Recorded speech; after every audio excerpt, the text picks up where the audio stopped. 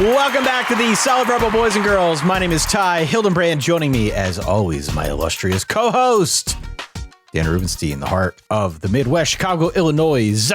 Sir, what up? Happy 4th. How are you?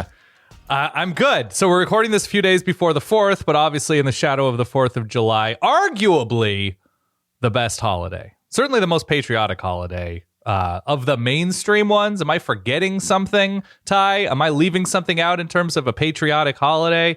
To me, the Venn diagram of food and family and friends, and I enjoy fireworks from afar. From afar. You can get into that. From afar. From afar, please. Thank you. Sunny weather, generally speaking, for everybody involved, and the outside element, right? This is the most outdoorsy holiday we probably have.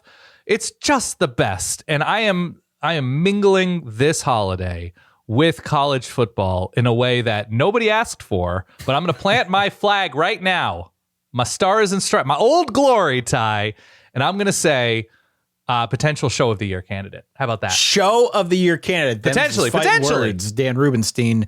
Thank you to our good friend Ari Wasserman, who filled in for me on the Tuesday episode that we put out there. I appreciate it. I did see what you asked him about Marcus Freeman. I didn't appreciate that. We can perhaps talk about that offline. We could take that offline. Yeah. I was grilling him, 4th of July term. Grilling Ari. Very, very good. I'm just asking questions here. It was a cross-examination of his predictions, of his takes. I thought there was a lot of honesty on the show. I thought he did a great job. I suggested to him, because Andy Staples left The Athletic, to rebrand the podcast that he was doing with Andy, and there was a number of people from The Athletic that would come on, and the Andy Staples show. It was like Andy Staples and Friends, essentially. Max Olson and Nicole Auerbach, terrific people. I said, just call it not the Andy Staples show, so you can still use the Andy Staples SEO while also remaining accurate. I don't know what they're going to rebrand the show as, but best of luck to all of them. I just, why not use the name? That's all I'm saying. I like it. So thank you to Ari. Go back and listen to that episode if you want to get his predictions for the upcoming season. On today's show, yes, it is the show, the July 4th themed show that maybe you didn't ask for, but my hunch is after we get done. Thank you, Dan. Of course, Ty. Of course. Maybe after we get done, you'll be singing a different tune. Don't forget to bring that down just a little bit. Just a little bit. Thank you, Dan. Going out to your podcasting app of choice, hit subscribe or follow, whatever you are allowed to do. If you're out on Spotify, answer the question that we put next to each of our episodes. It helps. Make sure you leave us a review. 5 stars, please, wherever you can leave us the love. We, of course, love to see it and do appreciate it. Verballers.com is our Patreon, and make sure you follow along across social media and wherever else you could find the Verbal. Dan, what is this game that you have before us today? What exactly are we doing here to celebrate the 4th? I wasn't going to pull... Katy Perry is the one who does Firework, The firework, yeah. I wasn't going to pull that song because I did not want the Recording Industry Association of America coming after our little dog and pony show here at the Solid Verbal. But essentially, the game is Firework, the game is Fireworks, and I have a number of categories, and you are going to select which option within these categories will produce, and your definition is your definition, the most fireworks this coming fall. So what does that mean?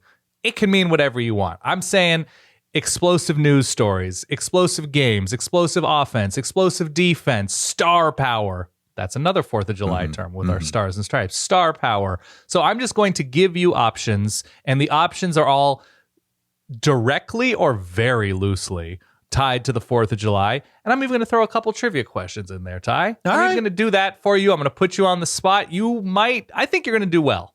But either way, the trivia portion of this show is brought to you by Extra Nuggets. Extra Nuggets on the Solid Verbal Media Network, hosted by myself and Adam Amin, a weekly show celebrating correct responses on Jeopardy, and we do medium dives to each of those categories. That is a pro transition good, right there. Pretty that good. Was seamless without fail. Very good. Very good. Here's where I want to start, Ty, because if there is a singular figure around the 4th of July look, you can look at the founding fathers. You can look at a number of Betsy Ross. You can look at all sorts of people. But there's that figurehead with patriotism, with American patriotism. It's Uncle Sam. Yes? Sure. Yeah. Which college football Sam, and there are a number of them, is going to be responsible for the most 2023 fireworks? Now, we've had, I looked it up. There are 3 incoming Sam freshmen that were in 24/7's top 247. Okay. Samuel Mpemba, if I'm pronouncing that correctly, a defensive lineman, edge rusher for Georgia. Samson Okunlola, again, if I'm pronouncing that correctly, a 5-star offensive tackle heading to Miami. And then Samuel, again, Omosigo, going to Oklahoma, also on defense, a linebacker, I believe. So these are all top flight recruits. You've got Sam Hartman. Yeah. For Notre Dame, obviously starting quarterback, Notre Dame, presumably so. Huge position in college football. Sam Pittman, big-time SEC coach for Arkansas. Is there a Sam that you think rises above other Sams? Now, if any of those 3 work out, right? If we have a star edge rusher at Georgia, that could be a bigger deal than a pretty good Notre Dame quarterback, if that's what we get from Sam Hartman, a pretty good season. Well, look, I'm biased, right? I have to go Sam Hartman. Okay. With my answer here. I think the fireworks have already started at Notre Dame. The fireworks started the second that he was rumored to go there, because Notre Dame fans, even folks who aren't Notre Dame fans, understand where this team has been over the last 5 to 10 years at quarterback. To be fair to Ian Book, the most winningest quarterback in the history of the program, took them to, I thought, a really good, stable place where they were in contention in the national conversation for at least the last 2 years he was there. He was a good college quarterback. But what Notre Dame has been missing has been that firework at the quarterback position, frankly. Sure. Somebody that had a much higher ceiling and could take them to greater heights. This is a Notre Dame team last season. If you go back and look at the numbers just on a per play basis, the passing numbers don't necessarily indicate that this was too flawed of an offense. And I think they did as best they could to game plan around the situation with Drew Pine. They worked as best they could with an offensive line, that needed to gel and mesh together. They wanted to lean as much as they could on the rushing attack, and eventually they found their way to do just that. But this is not a passing offense that brought a whole lot of inspiration. And furthermore, it wasn't a receiving core that supported any kind of passing attack beyond Michael Mayer. So they've got a lot to figure out this year. They've also got a new offensive staff that they're going to do that with, as Tommy Rees left to go to Alabama. There's a lot of new there with the Notre Dame offense, which is why I think the only answer here can be Sam Hartman, because Sam Hartman is a tried and true college quarterback. Sam Hartman was crazy productive in the Wake Forest system, proved that he can deliver big numbers, also proved that he can throw like 5 interceptions in any one game. Those are some fireworks. Those are absolutely some fireworks. And so there is a boom or bust quality to this whole thing that I think is like nothing more in college football rises to that level of firework than Sam Hartman. It could go spectacularly well. There also could be games this season, and we talked about them with our schedule preview, the 3 big ones against Clemson, Ohio State, and against USC, where one of those games could go spectacularly wrong. But there will be no shortage of fireworks as Notre Dame tries to move this thing forward now with, again, the new offensive staff and a new guy as the trigger man. We don't even know who he's throwing to, frankly. We have names. I can sit here and list off names, but I can't tell you with any kind of confidence that I know who the playmakers are going to be. I don't. We have no idea. Right. So I think the whole Notre Dame situation is definitely ripe for some fireworks, but Sam Hartman's the only answer here, Dan. I'm going to go Sam Pittman. Okay? I'm going to go Sam Pittman just because. Go ahead. There's always something crazy and explosive with Arkansas football. Good, bad, or ugly. Arkansas football is the most college football team. Sam Pittman, fiery offensive line coach, returning quarterback with KJ Jefferson, returning star power on both sides of the ball-ish, we'll say. There is something about Sam Pittman as the figurehead, the boss hog, Ty. Yeah, there it is. That I think is going to, Arkansas football, as led by Sam Pittman, will bring a more explosive nature to the sport this season than the Gerard Parker offense? Jared Parker. Jared Parker. Jared Excuse Parker. me. I did that same thing in my freshman year roommate at college. Jerad. I was like, Gerard? He was like, it's just Jared. And I was like, but is it? But is it?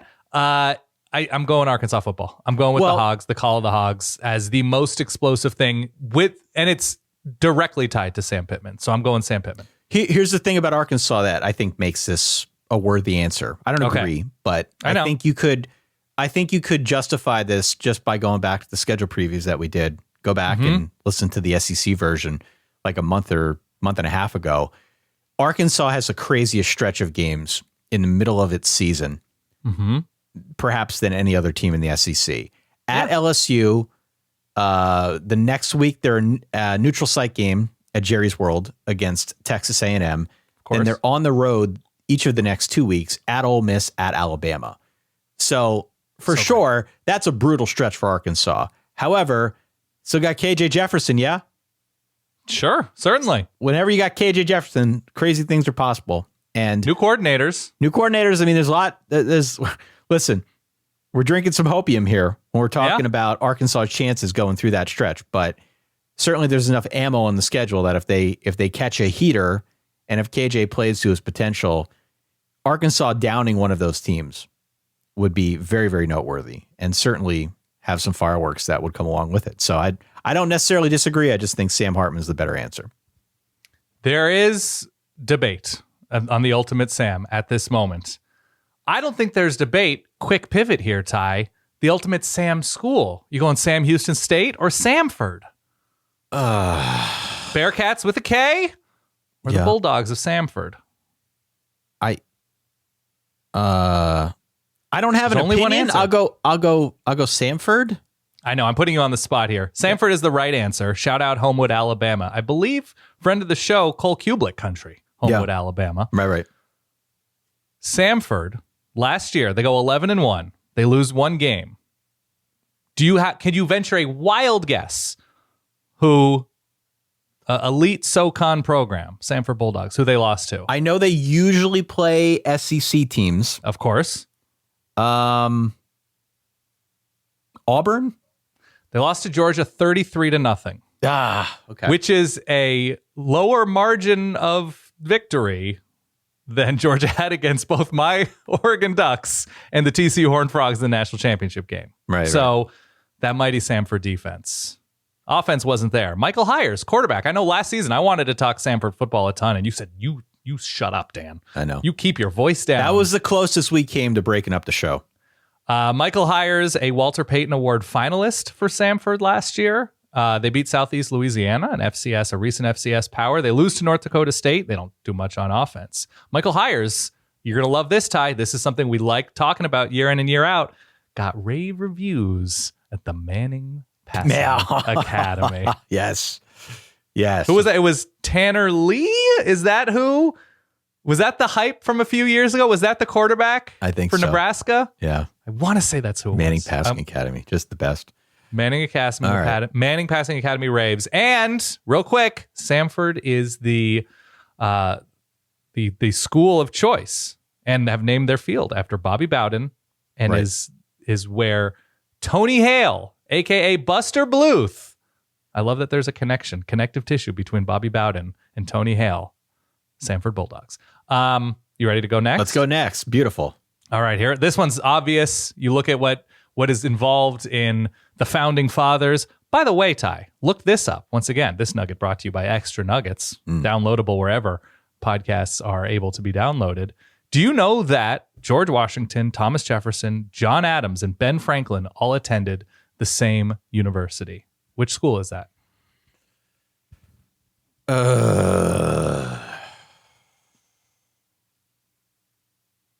I don't think I could tell you.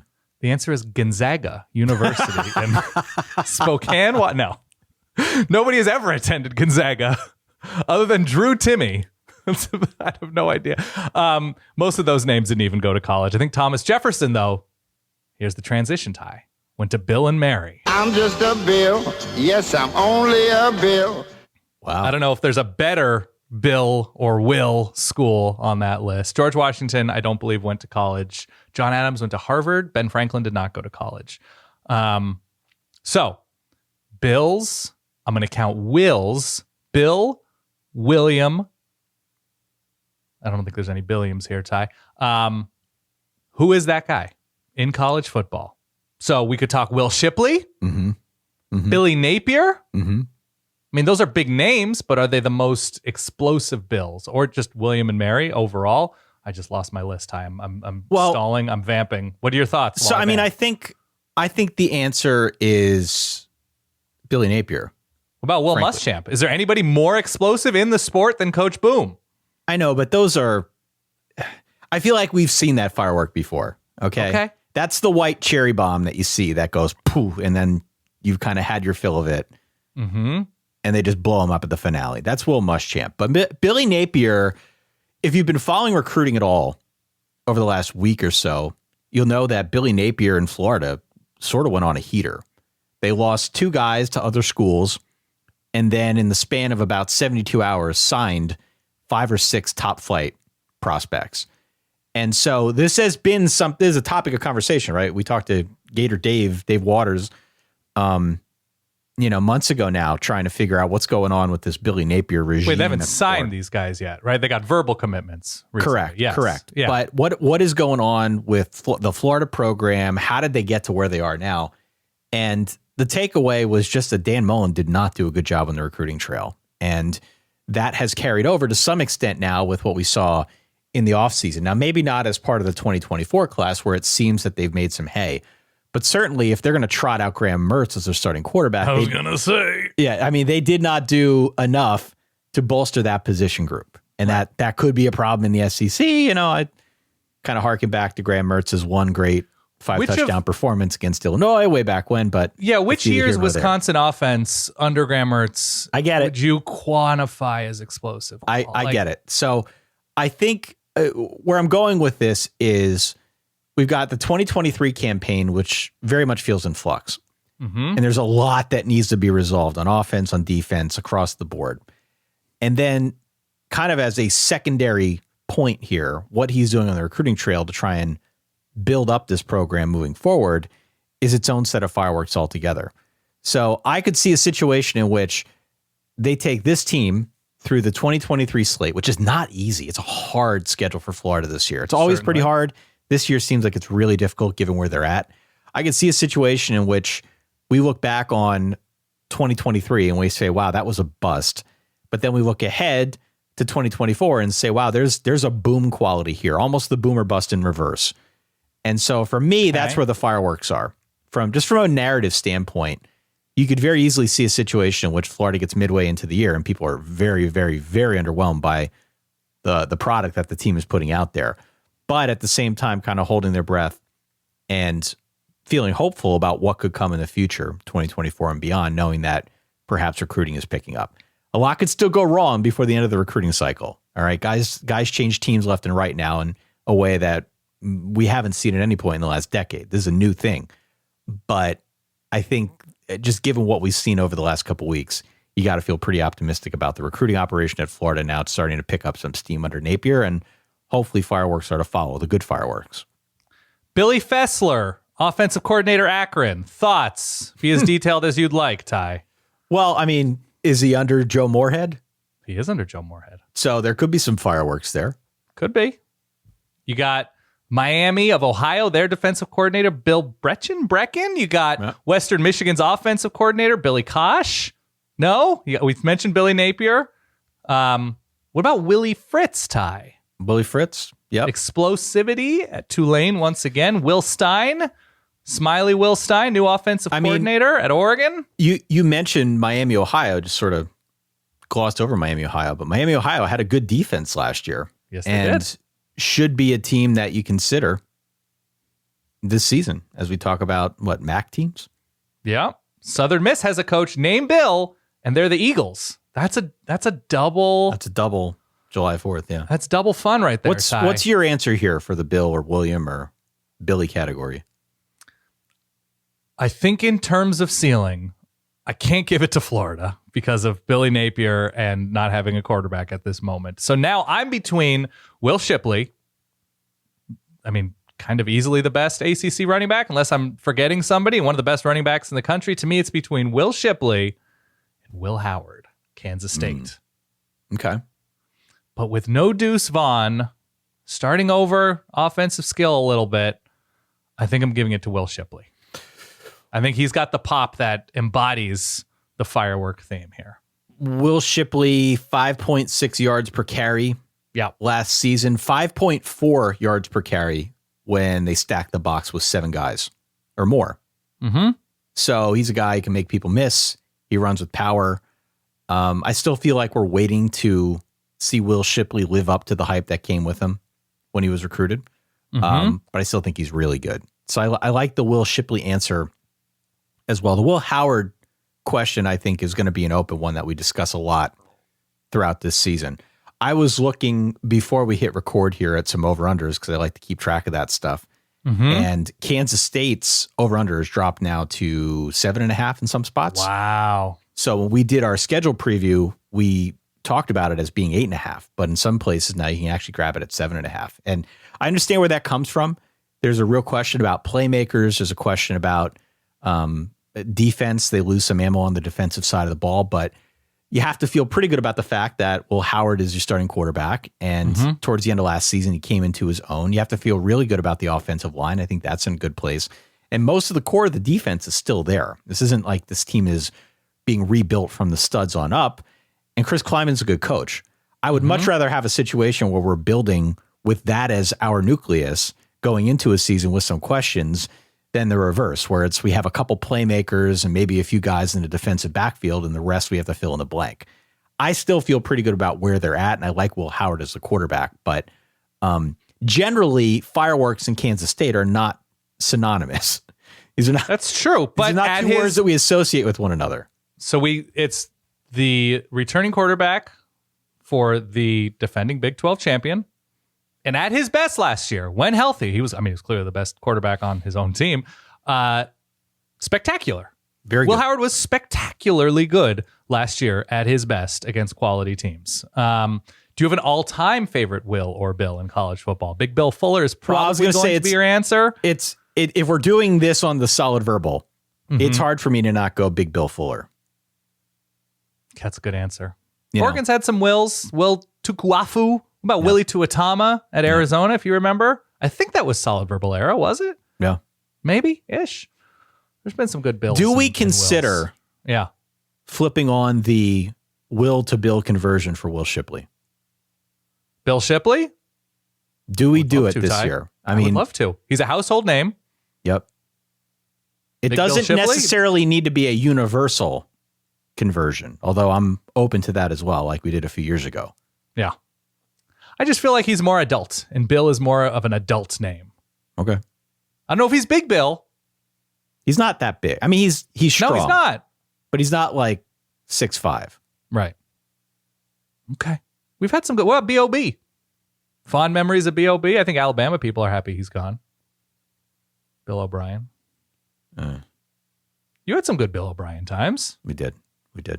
Okay. I'm okay with Bill Shipley. I'll throw it out to the verballerhood. Let us know. Clemson people will hate it. They will absolutely hate it. No, they hate everything. It's fine. Yeah, it's true. Are you ready for another trivia question? I'm ready. Brought to you by Extra Nuggets. Extra Nuggets, hosted by myself and Adam Amin, available wherever fine podcasts are available. Ty, what is the closest university with a football team, this is local to you, to Independence Hall, where the Declaration of Independence was signed? The closest in mileage. There's two big ones in the city of Philadelphia. Within 4 miles of Independence Hall, excuse me. Right. Is it Temple? Temple is correct. Yeah. Temple is 2.5 miles. It's it narrowly beats out the University of Pennsylvania, 3.3 miles. Yep. And the Drexel Dragons, a little bit farther away than that. Yep. But it was very close. The Temple Owls. Yep. Shout out Owls, the closest major football team to Independence Hall. All right, let's go blue teams, Ty. Is there a quintessential blue team in college football? Now, there are some schools, for example, Duke, Middle Tennessee, that fully include blue in their mascot nickname, right? Yeah. So my question to you is there a school that outblues Boise State? Or is that just too obvious because they fully dedicated themselves to the cause? I feel like they're a little too into it. Too into it? A little too into the blue field thing really bothers me. Okay. I like it. It's a notable trait on the field. I'm a little weirded out by the artificial turf that's a color other than green. Okay. Maybe that's just me. I know it's kind of their trademark. And I like Boise generally. But the blue thing, I got weird eyes. Freaks me out. That's true. Freaks me out. So I think blue on blue, I think they can't have blue tops and blue bridges. I don't believe they can do that anymore. Right. Can they do full blue on the blue field? I don't think so. I mean, for me, you've obviously got different variations of this. You've got the obvious answer, which would be Michigan go blue, right? You have go blue right there. It's part of the battle cry. Then you've got different shades of blue. You've got the Notre Dame blue. You've got the Penn State blue. Pitt. You've got North the Carolina. Pitt blue, North Carolina. I think my answer is UCLA. The most beautiful blue in college football is UCLA. I think UCLA just because they wear that like baby blue a little bit more consistently. Right. But I would also include Pitt in that conversation as well when they're wearing their baby blue. So, but they don't have a baby blue. They just have like a royal blue. I know your eyes aren't fully there, but right. If you had to pick a uniform to watch on TV, at its most beautiful, so we'll even say UCLA, and they do a throwback with like the sort of curly Q numbers, if you remember that, right? Cade McNown era numbers, Cade McNown era, or the best of the Pitt throwback look, which they've now adopted full time. Yeah, if I'm judging just based on those two, I probably go with the Pitt baby blues or whatever shade of blue we're going with. I'm going UCLA.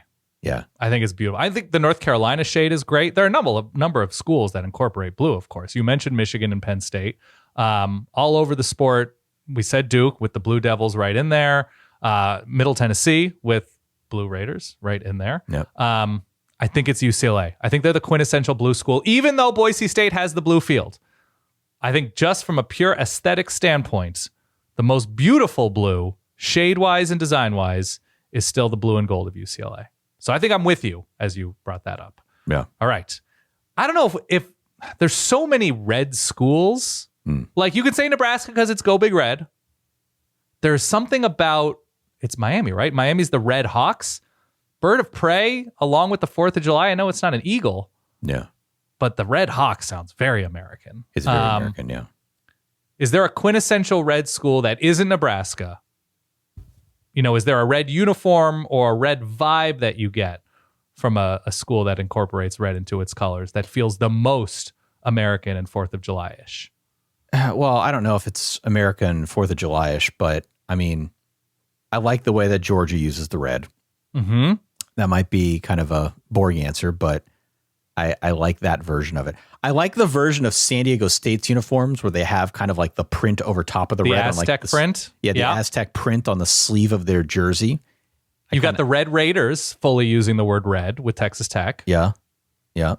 I think the Masked Rider. Yeah, I think if I'm answering this question just strictly in terms of how they use the red, I think just the very simple combination of the Georgia black, white, and red is like the perfect setup. Sure. So it's boring, but that's my answer. My answer is Nebraska. You have the Go Big Red. You're releasing red balloons. The Herbie the Husker look, the very simple helmet. I just think that screams college football to me. Nebraska Cornhusker red. Right. That to me is the quintessential red. Though the image of the Masked Rider coming out also is pretty. That's pretty awesome. Yosemite. That is pretty awesome. Yeah. All right. So that's where I'm going with red. Can I ask you? Everybody wears white, so that's not I mean, there's some teams that do like the full Stormtrooper white, and that's fun. But everybody's got a white version of their uniform. Let me ask you this, Ty. Is there a quintessential college football star logo or that incorporates stars into its logo? Do we count Vanderbilt anymore since they updated their logo to look like it's a corporate conference logo? Right. A star logo. Yes. Stars. There's not many that do it, if any. Vanderbilt was the one that stood out to me as I look through FBS logos. Maybe somebody's screaming out something that I'm forgetting, though. I don't even know if we have one. Vandy's the only one that really comes to mind. Yeah. I'm looking through That's here. A terrific Not a lot of find, stars. Dan. I don't know. Yeah. What about stripes? Is there anybody that incorporates stripes into their field or into their look? Well, LSU kind of has an abundance of stripes on the field in that they mark off the stripes every 5 yards. Yeah. Which is unique in college football.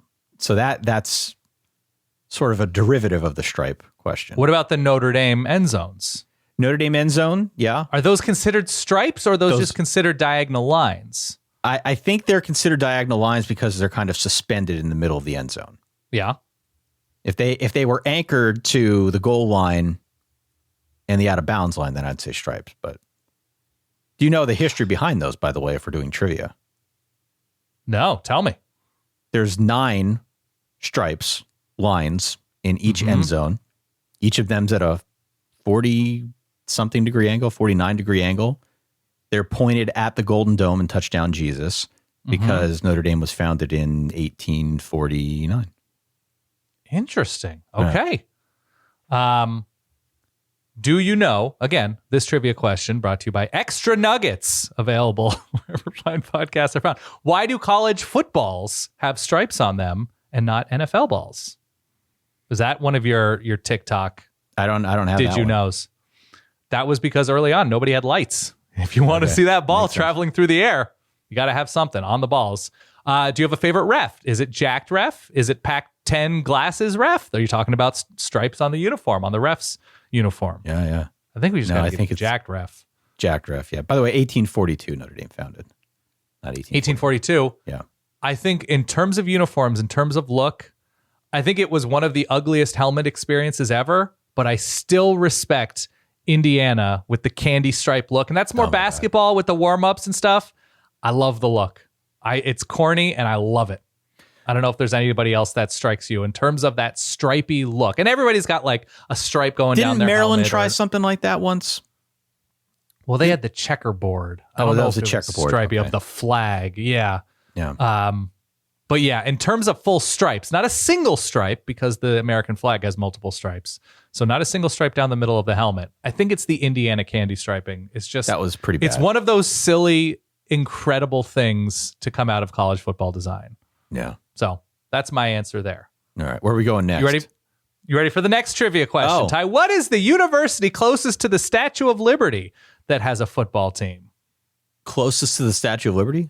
Closest in mileage. Fordham? It's not Fordham. Hofstra? It's not Hofstra. I don't think Hofstra has a football team anymore. Rutgers, too far. Columbia, Rutgers. too far. No. Long Island University? Getting closer. The Seahawks of Wagner on Staten Island, Ty. Okay. The closest football team, college football team. How far as is far as I Fordham? can tell. I mean, more than that.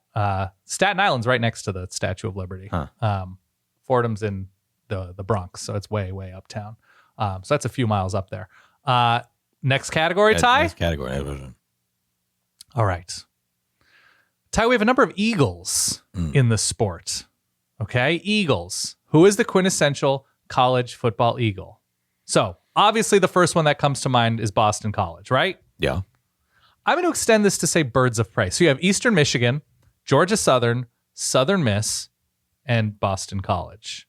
Now, what do you consider like a duck hunts, but I wouldn't consider a duck a bird of prey. A gamecock has talons and is vicious, but is it a bird of prey? Is a rooster a bird of prey? My gut says no. You're more of a birder than I am, Ty. Yeah. By the way, do you have a bird of the year thus far? Bird of the year? Probably the wood duck. The wood duck? Yeah. Okay. Yeah, you're not a kingfisher stan? I like a good kingfisher, but I'm Okay. big fan of the wood duck. Okay. The 12 most used names of four-year college teams, by the way. Yeah. Eagles, 118. Whoa. Hawks, 106. Do you know what the third is? Tigers? Tigers. Yeah, followed by Tigers, Lions, Bulldogs, Cougars, Panthers, Bears, Knights, Wildcats, Warriors, and Pioneers. Pioneers coming in strong. Look, if we're just going to go straight Eagles here, I think Boston College is probably a really good answer.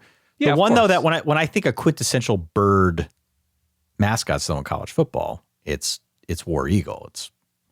Right. It's War Damn Eagle at Auburn.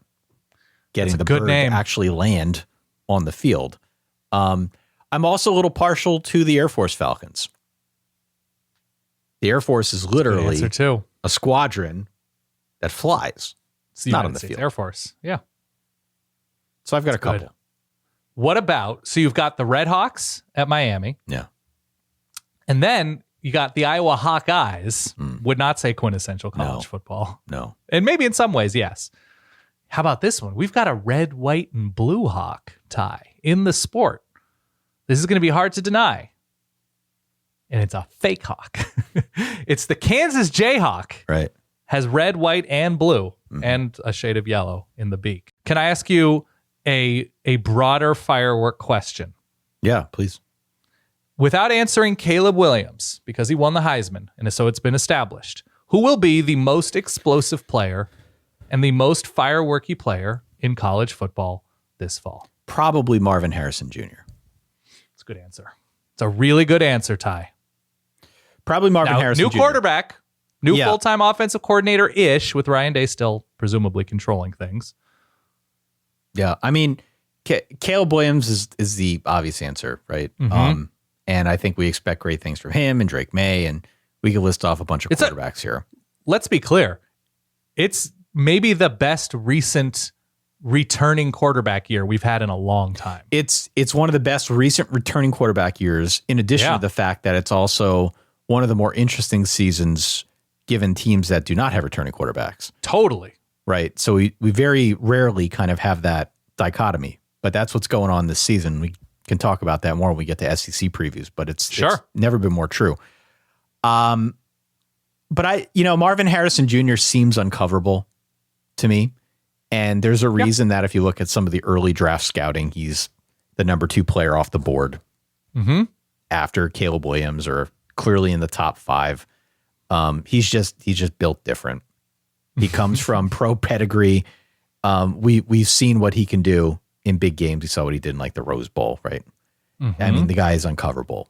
So you put him in that Ohio State offense, you surround him with all those other weapons. It almost doesn't matter as much who the quarterback is. It's not like they're going to throw a guy out there with like 2 left arms, right? He'll be fine in the system regardless of who's playing quarterback. And he'll find ways to get open just because he's Marvin Harrison Jr. Yeah. So I fully expect that he's going to have a monster season this year and deliver on those fireworks.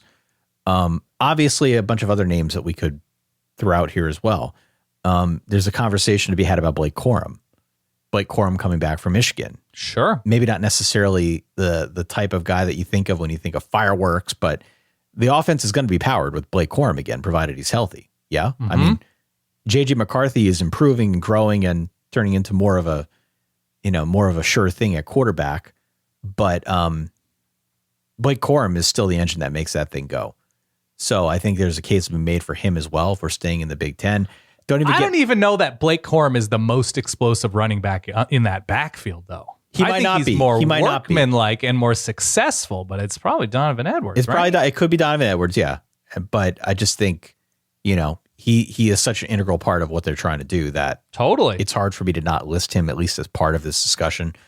Don't make me talk more Penn State. I could probably give you 16 guys on the Penn State roster that I'm excited about that I think could give you fire. Who's the linebacker everybody loves? Abdul Carter. Yeah. Yeah. It's a good answer. He was really good last year. So, forget his last name. It really just, I guess, depends on which conference you want to train your focus on. If I'm thinking about Big Ten, probably say Marvin Harrison Jr. and probably him on the national level as well. But who comes to mind for you? me, in terms of, if you're talking, and we'll keep this with the fireworks analogy, when you say Marvin Harrison Jr., I think to myself, he's bringing the fireworks midway through that fireworks show. He's bringing the speed and electricity. But in terms of that finale, Ty, where that you're really making your hay with the propulsion, with the sound, with the explosion. I think there is one person who brings that boom mentality. Harold Perkins. That's Joe Milton. Power bombing it down the field to whoever happens to be 67 yards away. Joe Milton. Harold Perkins is a great answer. Great answer. There is something singular about the ability to launch that is reminiscent of the term fireworks. And again, this goes back to really showing out at the Manning Passing Academy. And there are clips of him just launching it. Oh, here's Joe Milton throwing it 77 yards while on his stomach. You know, those kind of, that's not true. But I think that's my answer, where it's just like, at any moment, anything crazy can happen. And if anybody's been to a fireworks show that has gone awry, which is, by the way, my favorite clip every year, as long as nobody gets hurt, as long as nothing burns down, when somebody accidentally launches every bit of fireworks at the exact same moment off of the barge or whatever, that's the best. Yeah, and we the dogs bought are furious. $900 of fireworks for this picnic, Right. and they all went off at the same time. Guys, we messed up in a pretty big way. Joe Milton embodies that mentality as well to me. So I'm going Big Joe here for my answer for pure firework explosion. Can I ask you something else? Please. I think this might be the part where we go on to a more just life-centric part of the show. Oh, I'm ready. So if you're ready to move on, that's fine. If you want something more football-y in this exact moment, what's your grilling plan, if any, this 4th of July? I don't have a plan. I don't have somebody a plan else's grilling plan that you're attending or something like that. Yeah, I don't know what the plans are for July 4th. I can tell you what I've done in the past is, I think if you're hosting a picnic, this is my philosophy, and I know you're going to not agree with me. I'm here to listen. But I don't think people want you to get so creative that they're going to feel uncomfortable with their options. Totally. So you need to have some of the standard fare that people are used to at a cookout, right? You need to have the burgers and dogs or sausage, something like that. Just something standard issue that people can really wrap their head around and feel comfortable with. So have you been to a cookout and been intimidated? Yes. By an option? Tell me what that option was and what you did about it. What I did about it is I tried to experiment as best I could, but ultimately came back to, the trustier options that I knew what I was getting. What really kind of freaks me out, and I was at a party recently where I think this was very true. It wasn't a July 4th thing, but it was a situation in which somebody decided they want to put their own burgers together. And there was a much to do made about the custom blend of spices used to put said burgers together.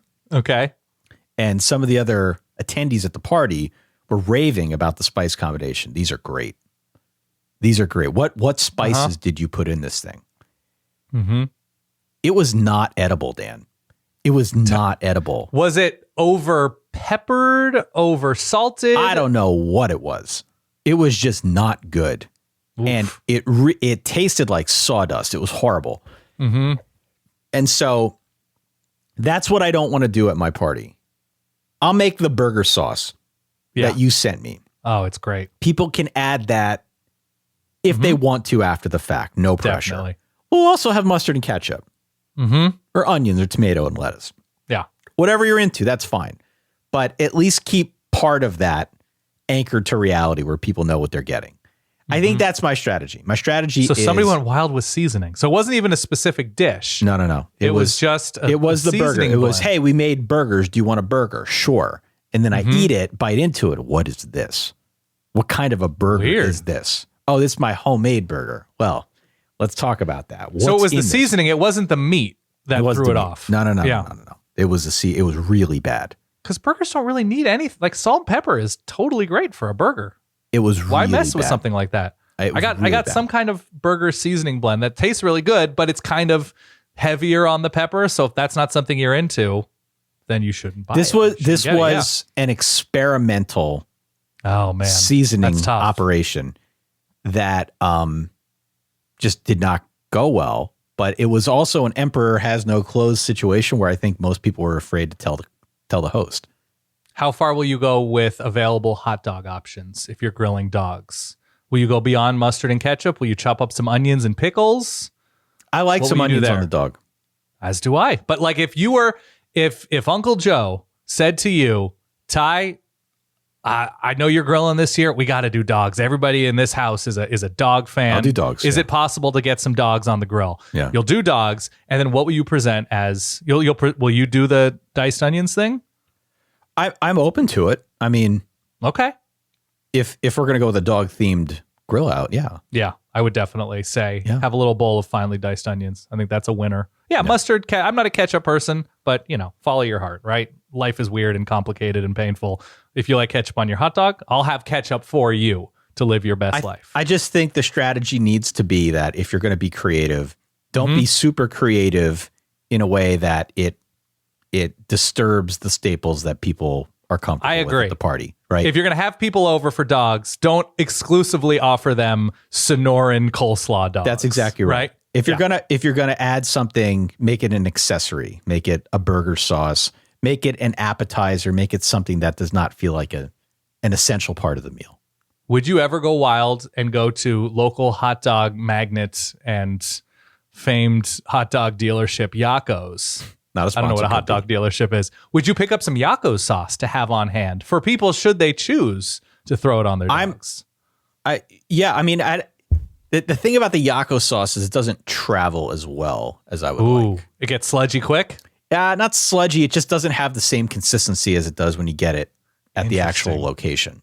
Like more gelatinous? No, it dries out. You need to kind of add water to it. Yeah, to keep it as like a sauce. Okay. I can't even imagine how a dried out sauce happens, but I'm with you that you gotta have some foods just right there in the present. Yeah, and I mean I've gotten the travel pack before. I've done this. Yeah, and sometimes it's a little hit or miss when you kind of add some water to it to kind of bring it back to life. These are all personal questions, so there's no wrong answer. No. Will you do a leaf lettuce or a shredded lettuce as a burger option? I probably do leaf. Okay. I'm more pro shredded personally. So if it's your cookout, why are you leafing instead of shredding? Just easier? It's easier, yeah. I want shreds so fine that you need the Webb telescope to see them, okay? I want my shreds. You ever go to a Burger Shack and they've got the shredded lettuce, but it's like as thin as like an unspooled paper clip? You're talking about I love that. You're talking the Cosmo Kramer Slicer episode. I do. I own a Deli Slicer. I haven't used it on lettuce yet. Right. I own a mandolin and a Deli Slicer. Slice is so thin you can't even see them. I want shaved lettuce is what I want. Okay. I'm pro. I'm into it. Anything else this year or any other year that you maintain should be a staple at all 4th of July cookouts? Will you do the decorating of the icing of the cake with blueberries and strawberries to look like an American flag? Or do you know somebody who does? I've been to places that have done that. Yeah, I think my mom's done that in the past. It's great. Things like that. I love that. It's I could tell you, but great. I could tell you what shouldn't be a staple. Tell me. And you alluded to this at the top of the show. Maybe we can close out on this note. Don't be the guy that buys the $900 in fireworks and then shoots them off in your neighborhood. That's tough. Don't be that guy. Don't do it. I have very strong opinions on this. I said to you before we hit record, this might be the one thing in life that I feel most strongly about. Okay. I hate backyard fireworks. Yeah. I hate it. I don't understand the reason. You waste your money, you blow them up, you put yourself at great personal risk to do it. You definitely do that. What's the point? Why bother? I agree. So what do you get out of that? Other than something going boom and maybe lighting up for a moment in the sky. You're better off watching on TV, going on YouTube, or going to a stadium to watch. Yeah, I wouldn't say you're better off watching on TV. If you like fireworks, there's probably a park or a stadium or a lake or an ocean or a bay or some sort of activity that you're like, you can go and see pros do it. I think that's the move. I'm so over fireworks at this stage in life. I think especially having a dog. If you have a dog, you're probably over fireworks as well. Yeah, because they come out of the womb being over fireworks. Mm-hmm. But I don't see the appeal. And without fail, there'll be a bunch of knuckleheads around here that decide they want to light off everything that they can in their backyard. Sure. This entire weekend. And that is going to piss me off to no end. Okay. Do you like fireworks after a baseball game or something like that? I mean, sure. Celebratory championship fireworks. Sure. If done in like a professional setting, as part of a stadium show or as part of a carnival or as part like something that has some professionalism to it, I'm okay with it. But Bob lighting off everything that burns in his backyard is not my idea of fun. Have you been to a party in which you were surprised with somebody launching fireworks? Yes. Oh. Yes. I assume you haven't been back. I haven't. Yeah, I believe that. Okay. I haven't. Fair enough. Do you enjoy, even though you hate amateur fireworkers, do you enjoy a good video of a firework prank gone wrong? Like only if somebody doesn't get hurt. Yeah. I don't want to see people getting hurt. Okay. I know people have gotten hurt. I don't want to see that. So that's part of why I'm against it. But yeah, where they accidentally light off all the fireworks at once, that's great. That's timeless. Yeah. The best. Okay. Fair enough. I don't really have much to add to my cookout advice. I know people make fun of me for talking about food too much, but it's the 4th of July. I mean, you have to. Is there like a dessert? Is there a pie? Is there a cookie that you'd be especially excited about at a cookout? On July 4th, man. It's Americana. I think so too. I've really gotten into the smash burgers and like the Oklahoma onion burger. As far as I'm concerned, I think Oklahoma, the state of Oklahoma, has figured out burgers, and this has been around for decades now, in a way that I think is perfect. I think I sort of add the burger sauce thing, the pink sauce that I make that I sent you the recipe for, to the Oklahoma onion burger. But I shave those onions wafer thin on a mandolin tie, stack them atop that meatball, smash it down into one cohesive piece on a steel plate atop my grill. I don't have like a flat top grill, right. A standalone flat top like a Blackstone or something. But I think it's perfect. You get a potato bun, you smash like 2.5 ounce patties, but a double. So you get all that crusty surface area on your burger. You don't need lettuce on that. All I'll do is, thin pickle chips, whatever, and the burger sauce on both sides of my potato bun. I've posted a picture of it online. I think it's a perfect food tie. I think that's going to be my plan for the 4th. So look, here's what we're going to do. Solidverbal@gmail.com is the email. Write in. Let us know either there or anywhere across social media what your July 4th recipe is, your perfect food that you serve at your cookout, that you've had served to you at somebody else's cookout. Want to hear from the Verballerhood. Dan and I will be back next week as we start inching a little bit closer into the season. There will start being fewer and fewer shows like this. Okay. We will talk a lot more football in the weeks and months that are to follow because the season is getting bigger in the window. It is about to be July. So stay tuned for previews. Stay tuned for all the normal amount of college football preparatory work that you would expect from Dan and I.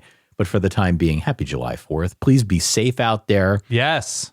Please check out verballers.com, where I know our folks will be talking about their July 4th plans in our Discord, our teaming community of Discord for Ballers. Again, verballers.com. And make sure you all subscribe to the newsletter. We'll send out a pre-July 4th message on Thursday. And if you're having a cookout, picnic, whatever, in the Lehigh Valley, and you want to invite Ty, his number is, get a pen, 610. Can I keep going? No. I would love you to do a tour of Verballer backyards in the Lehigh Valley. For that guy over there, my good friend, Dan Rubenstein, for myself, Ty Hildebrand, thanks for tuning in. Stay safe out there. Happy 4th. We'll talk to you all next week. Peace. And stay solid. That's good.